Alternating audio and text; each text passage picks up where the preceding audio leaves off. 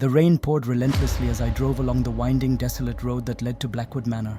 The old mansion had been abandoned for decades, shrouded in eerie tales and local legends.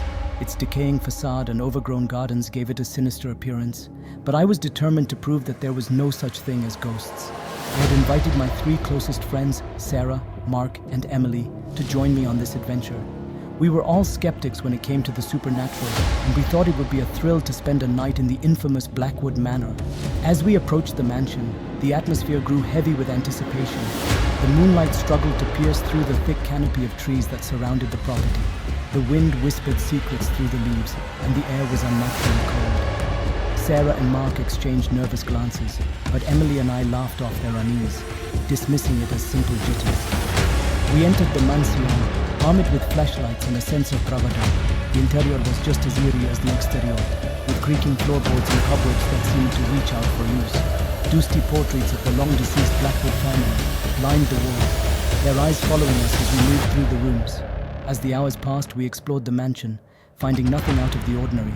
We began to relax, convinced that the stories of hauntings were nothing but fiction. That was until we entered the grand library on the top floor. The room was dimly lit by the moon's feeble rays, and the walls were lined with ancient books, their spines cracked and pages yellowed with age. In the center of the room, an ornate mirror hung, reflecting our fearful faces. But as we approached, our reflections began to distort, taking on sinister expressions that were not our own. Panicked, we turned to flee, but the heavy wooden door slammed shut, trapping us inside. Emily screamed, and I frantically tried to force the door open, but it refused to budge. Sarah and Mark clung to each other, their faces pale with terror. Then, a chilling whisper filled the room, a voice that seemed to come from all directions at once. It spoke of vengeful spirits, of a curse that bound the Blackwood family to this mansion, and of our impending doom. In a desperate attempt to escape, we turned back to the mirror only to find our reflections no longer there. Instead, we saw the tormented faces of the Blackwood family, their eyes hollow and accusing.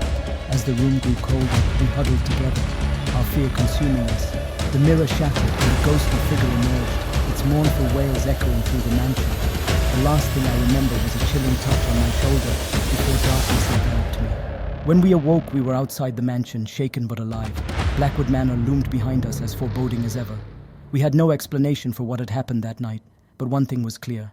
The legends of Blackwood Manor were not fiction. The ghosts of the past were very much real, and they had made their presence known. To this day, none of us speak of that night, and we dare not return to Blackwood Manor. The haunting had left an indelible mark on our souls, a reminder that some mysteries are best left unsolved.